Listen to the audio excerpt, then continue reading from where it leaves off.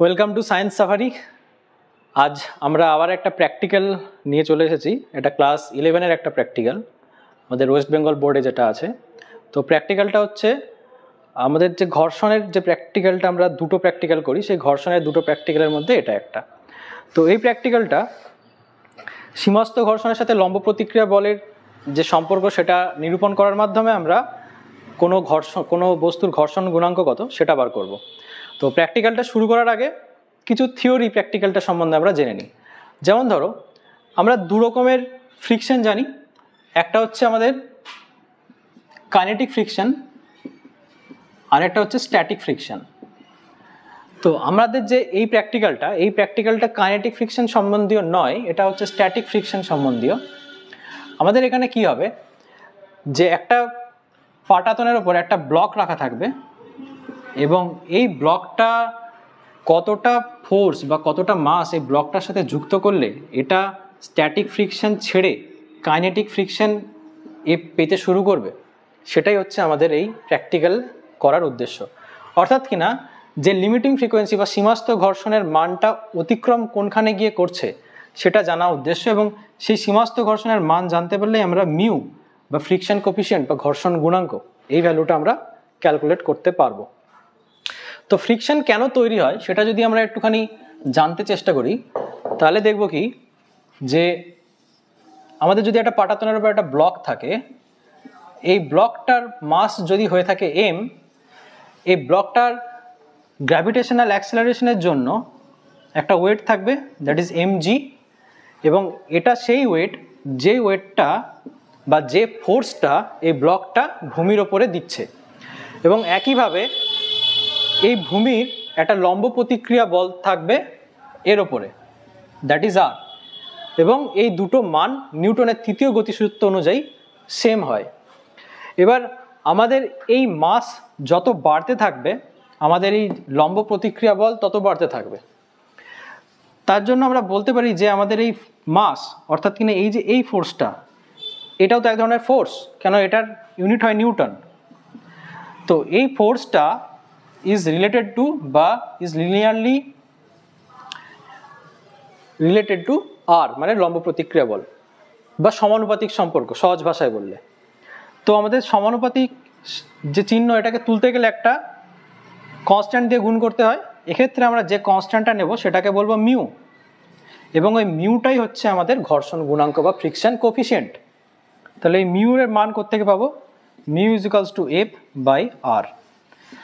তো mu is equals to যে F by R পেলাম, অর্থাৎ কিনা এই যে ফোর্স এবং এই লম্ব প্রতিক্রিয়া বলের যে সম্পর্ক, এই ফোর্স এবং লম্ব প্রতিক্রিয়া বলের যে সম্পর্ক, এটা থেকেই আমরা পাবো হচ্ছে এই মিউ এর ভ্যালু। তো আমরা কি পাবো, এ যে ফোর্স নিচে প্রয়োগ করবে তার থেকে লম্ব প্রতিক্রিয়া বলটা অনেক বেশি হবে, যার জন্য আমাদের এই মিউ এর মান 1-এর থেকে সবসময় কম থাকে। তো এরপর আমরা যদি এতে কিছু মাস অ্যাড করতে থাকি, একটা পুলির মাধ্যমে যদি আমরা এখানে মাস অ্যাড করি, তাহলে দেখব কিছুটা মাস অ্যাড করার পরে, ধরে নাও ক্যাপিটাল M মাস অ্যাড করলাম, এটা স্থিত ঘর্ষণ ছেড়ে চল ঘর্ষণে চলতে শুরু করলো, কিছুটা গতি পেল, এবং যে ন্যূনতম মাস অ্যাড করার ফলে এই চল ঘর্ষণে চলতে শুরু করবে বা এর গতির সৃষ্টি হবে, সেই মাসটা আমরা নোট করে নেব, এবং সেই মাসটাই হচ্ছে আমাদের যে ফোর্সে এইটাকে টানা হচ্ছে সেই ফোর্সটা। ঠিক আছে?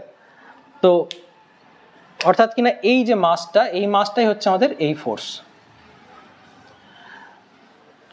তো একদিকে ফোর্স, আরেকদিকে তার সাথে আমাদের লম্ব প্রতিক্রিয়া বল। ঠিক আছে? এই দুটোর যে রেশিও, সেখান থেকে আমরা মিউ পেয়ে যাব। তো এটা হচ্ছে আমাদের প্র্যাকটিক্যালের সোজা সোজা থিওরি। এবার প্র্যাকটিক্যালে যাওয়ার আগে আরও বলি, এই মিউটা ডিপেন্ড করবে অনেক কটা বিষয়ের ওপর। যেমন এই ব্লকের মাস যত বেশি হবে তত মিউ এর ভ্যালু চেঞ্জ আসবে। এই যে সারফেস, এই সারফেসটার স্মুথনেস যত বেশি হবে তত মিউ এর মান সেরকমভাবে চেঞ্জ হতে থাকবে। তো আমরা চেষ্টা করব যাতে অন্য কোনো জায়গার ফ্রিকশন এর মধ্যে না আসে, অর্থাৎ কিনা আমরা চেষ্টা করব যে একটা তুলনামূলক বায়ুশূন্য স্থান, তো সেভাবে সম্ভব নয়, বায়ু চলাচল যেখানে কম সেই জায়গায় প্র্যাকটিক্যালটা করার, এবং যতটা সম্ভব একটা স্মুথ সারফেস আমরা ইউজ করার চেষ্টা করব। তো আমাদের উদ্দেশ্য হচ্ছে এফ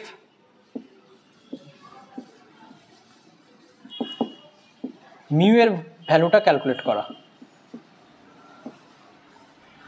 তো এটার জন্য একটা টেবিল তৈরি করতে হবে, যেটাকে আমরা সারণী বলে থাকি। তো আমি তোমাদেরকে দেখাচ্ছি যে কীরকম সারণী তৈরি করবো, এবং আমাদের প্র্যাকটিক্যালের ইনস্ট্রুমেন্ট এখানেই আছে।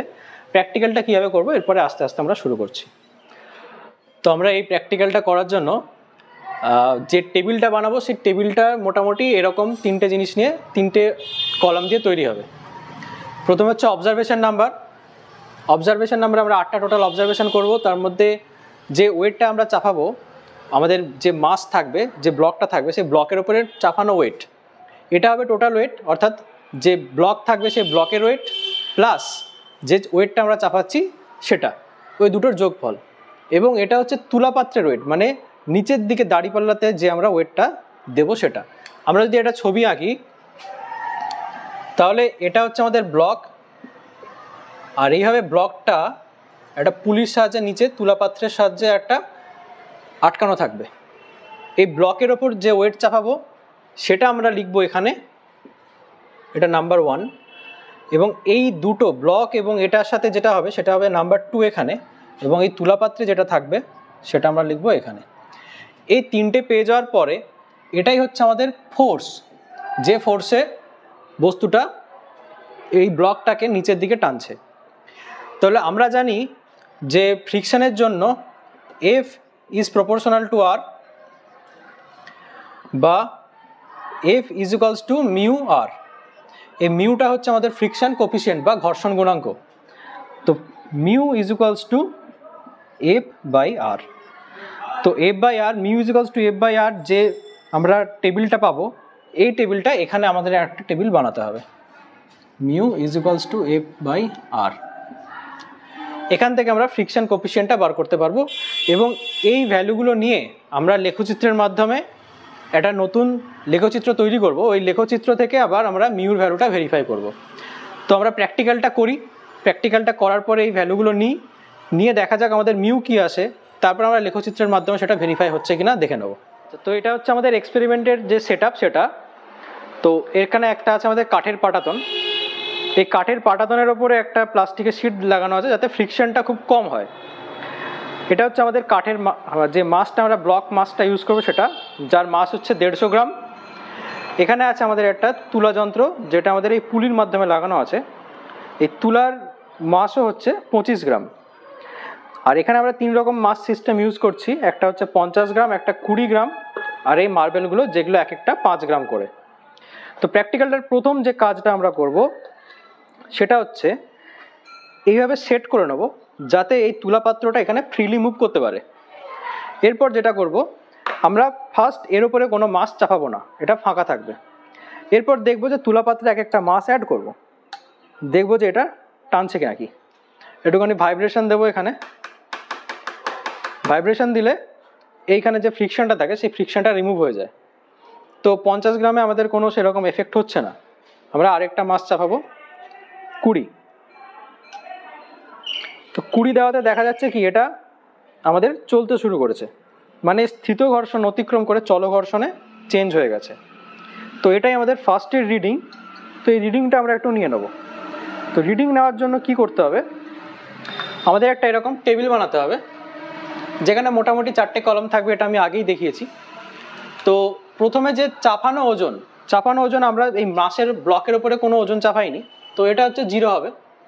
এবার মোট ওজন, তাহলে কত ওজন আমরা টোটাল টানছি, এখানে 0 প্লাস ব্লকের ওজন হচ্ছে 150, তাহলে এই দুটো মিলে হচ্ছে 150। এবং তুলাপাত্রে কতটা ওজন দেওয়া হয়েছে, তুলাপাত্রে ওজন দেওয়া হয়েছে একটা 50 দিয়েছি, একটা 20 দিয়েছি, এবং তুলাপাত্রের নিজস্ব ওজন 25, তিনটে মিলে হচ্ছে আমাদের 95 গ্রাম। তো এই হলো আমাদের ফার্স্ট অবজারভেশন।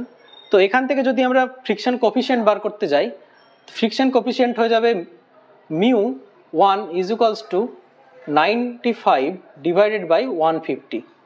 তো দেখো স্বভাবত এই রেশিওটা যদি আমরা ব্রেক করি, এই রেশিওটা ব্রেক করলে এটা অবশ্যই 1-এর থেকে কম আসবে। এবং আমরা জানি যে ফ্রিকশন কোফিসিয়েন্ট কখনো 1-এর থেকে বেশি হতে পারে না। তো এক্ষেত্রে দেখা যাচ্ছে আমাদের প্র্যাকটিক্যালটা সাকসেসফুলি হচ্ছে। তো এরকম টোটাল আমরা 8খানা রিডিং আমরা এই প্র্যাকটিক্যালটা নেব। আমি আরও 1-2 রিডিং তোমাদেরকে নিয়ে দেখাচ্ছি।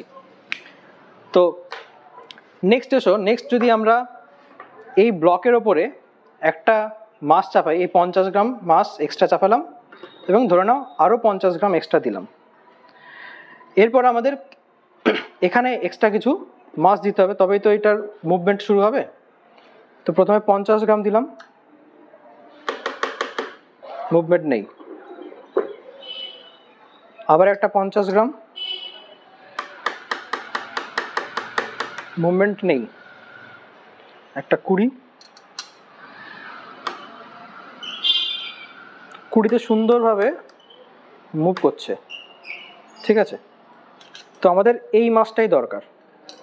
তো এখান থেকে এই মাসটা আমরা তুলে নিলাম, নিয়ে এবার আমরা রিডিংটা লিখব। তো রিডিংটাতে সেকেন্ড রিডিং ধরে নাও, এটা সেকেন্ড রিডিংয়ে কী লিখব, যে চাপানো ওজন কতটা ওয়েট আমরা এর ওপর চাপিয়েছি। তো দুটো আমি 50 চাপিয়েছি, তার মানে চাপানো ওজন হচ্ছে আমাদের 100। মোট ওজন কত হলো? মোট ওজন 100 আমরা চাপিয়েছিলাম, তার সাথে 150 আমাদের ব্লকের আগে থেকেই ছিল। তো টোটাল হলো 250। এবার তুলাপাত্রে কত চাপালাম? তুলাপাত্রে দুটো 50 চাপিয়েছি, একটা 20 চাপিয়েছি এবং তার সাথে তুলাপাত্রের নিজের ওজন 25। এই টোটালটা হলো 145 গ্রাম। তো এখানেও যদি আমরা মিউ ক্যালকুলেট করি, μ2 যদি আমরা নিই, এটার ভ্যালু আসবে 145 ডিভাইডেড বাই 250। তো দেখা যাচ্ছে এই ভ্যালুটাও কিন্তু আমাদের 1-এর থেকে ছোট আসছে। তো যেমন আমাদের ফ্রিকশন কোফিসিয়েন্ট 1-এর থেকে ছোট হয়, এটাও 1-এর থেকে ছোটই আসছে। তো আমরা এর উপর কী করব, আরও একটু মাস এর বাড়াবো। তো ধরে নেওয়া যাক এর উপর আরও একটা মাস আমি 50 আরও একটা চাপিয়ে দিলাম। তা টোটাল হয়ে গেল আমাদের 150 এবং আরও নিচে 150, টোটাল 300। এবার আমাদের এখানে 50, এখানে আরও একটা 50,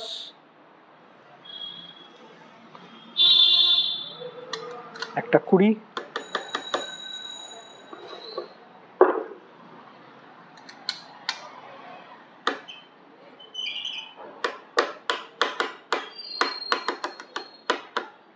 আসছে না,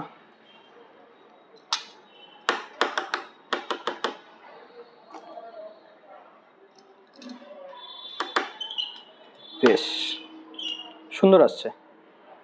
চলো, তো এই হচ্ছে আমাদের নেট মাস যেটা আমরা চাপিয়েছি। তো দেখা যাক। তো এখানে আমাদের 3 নাম্বার অবজারভেশনে কি পেলাম, কতটা মাস চাপিয়েছি আমরা এখানে, টোটাল 150 মাস চাপিয়েছি। তাহলে মোট ওজন কত হলো?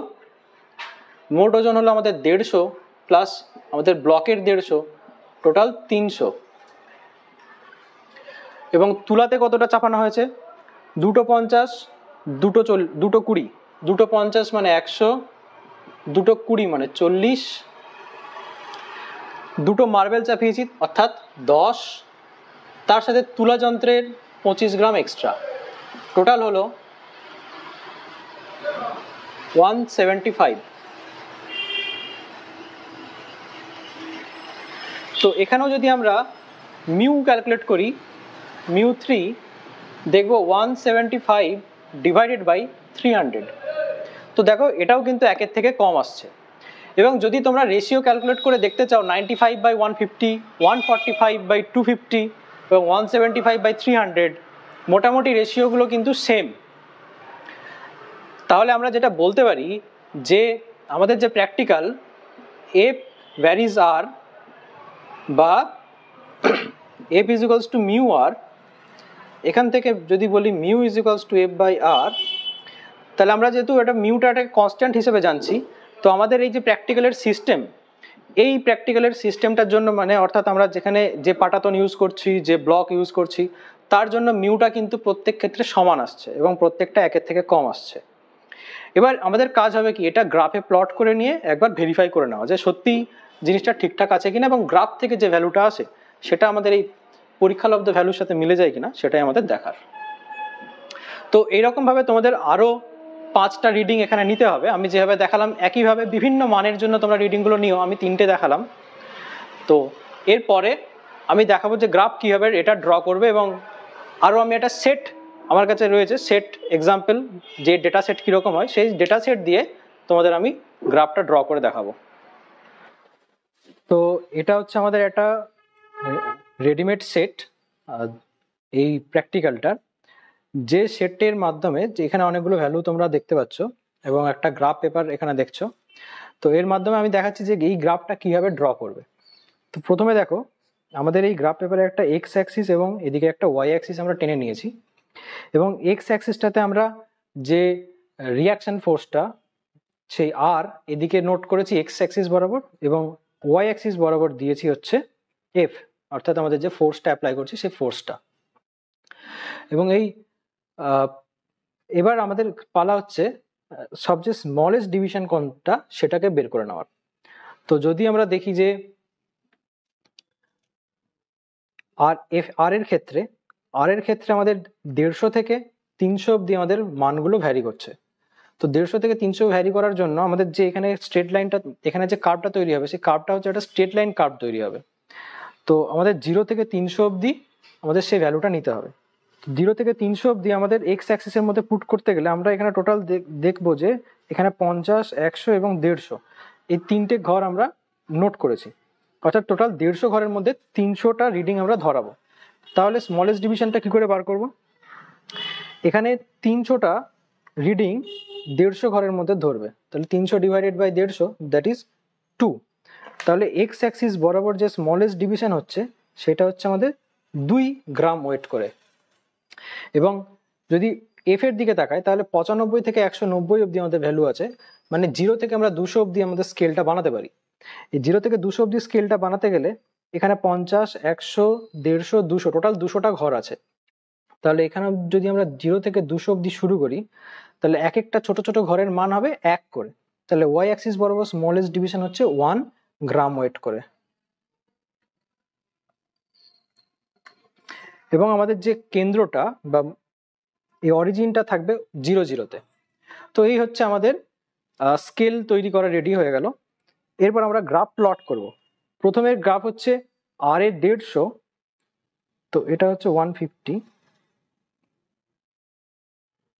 300, আর এর 150 এবং এফ এ 95। তো এফ এর 95 হচ্ছে আমাদের নর্মালি এখানে যে 95টা ঘর, এখানে 50, 90, 95 এখানে, এবং আর এ আমাদেরকে এখানে 150টা খুঁজতে হবে। তো আর এর 150 খোঁজার জন্য আমরা কি করব, 150কে ভাগ করব আমাদের স্মলেস্ট ডিভিশন 2 দিয়ে, তাহলে 75টা। তাহলে আমরা 75টা ঘর এদিকে যাব, 50, 60, 70, 75। তাহলে এই দুটোর জাংশন যেখানে তৈরি হবে সেটাই হচ্ছে আমাদের প্রথম পয়েন্ট। তারপরে 170, আর এ 170, তার মানে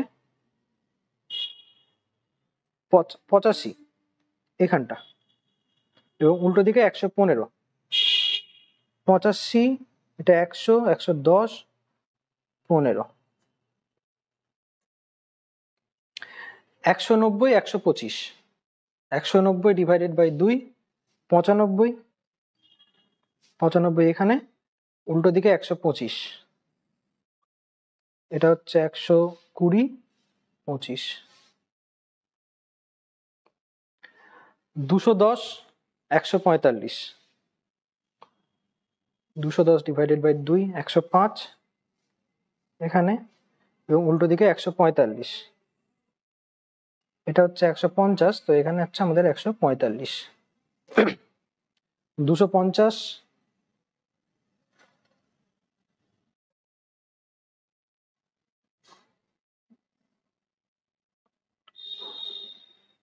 125, 165,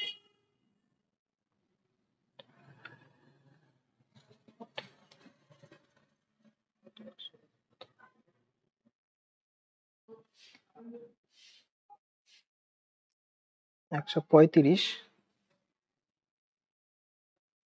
175,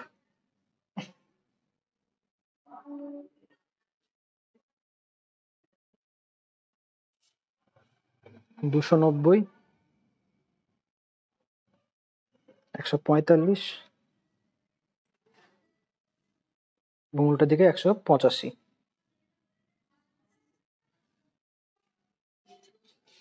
এবং সর্বশেষ 300 এগেনস্টে 190, তাহলে 300 আমাদের এটার এগেনস্টে 190 মানে এই ঘরটা। তো দেখো আমাদের হয়ে গেল গ্রাফ প্লট করা একদম রেডি। তো এবং এখানে দেখো যে মিউ এর ভ্যালু যে আমরা ক্যালকুলেট করেছি এখান থেকে প্রত্যেকটাই কিন্তু 0.63 বা 0.6564 এরকম এসছে, মানে 0.6 এর কাছাকাছি সবগুলোই। তো মোটামুটি অ্যাভারেজ ভ্যালু ঠিকঠাকই আছে, 6 এর কাছাকাছি। তো গ্রাফটা আমরা যদি ড্র করি, গ্রাফ ড্র করার জন্য যেহেতু এটা মূল কেন্দ্রগামী একটা সরল রেখা তৈরি হবে, তো আমরা একটা স্কেল নিয়ে মোটামুটি মূল কেন্দ্রগামী একটা সরল রেখা তৈরি করব।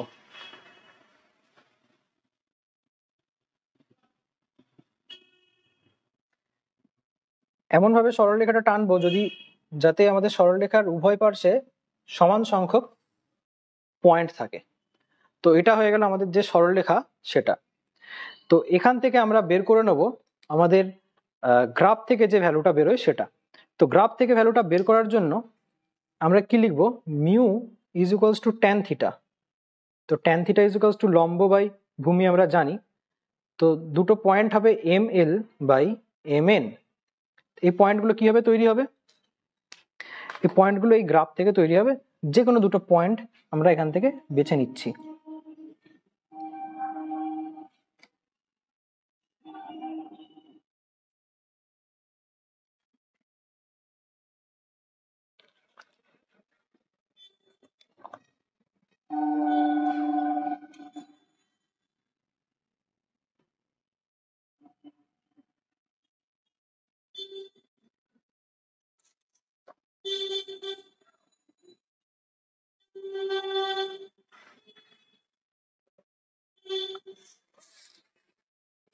এটা আমাদের এম, এটা আমাদের এল, এটা এন।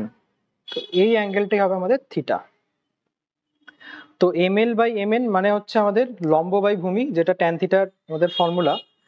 তো এম এল এর ভ্যালু হচ্ছে এখানে 10, 20, 30, 40, 50, 60, 70, 80, 80টা ঘর ডিভাইডেড বাই এম এন মানে হচ্ছে আমাদের এখান থেকে 10, 20, 30, 40, 50, 60, 62টা ঘর। তো ওয়াই অ্যাক্সিস বরাবর 80টা ঘরের মান হলো আমাদের 80 গ্রাম ওয়েট, এবং এক্স অ্যাক্সিস বরাবর 62টা ঘরের মান আমরা 2 দিয়ে গুণ করে দেবো। তাহলে 62 দুগুণে হচ্ছে 124, এবং এই 80 বাই 124 যে ভ্যালুটা সেটাই হবে আমাদের মিউ। তাহলে 80 বিভক্ত 124, দেখো এটা এসছে 0.64 মতন। এবং এখানে আমাদের যদি এটার অ্যাভারেজ ভ্যালু নেওয়া যায়, আমাদের যে প্র্যাকটিক্যালটা থেকে মানগুলো এসেছে সেটার অ্যাভারেজ ভ্যালু যদি এইভাবে নিই, সবগুলো যোগ করে আমরা 8 দিয়ে ভাগ করব,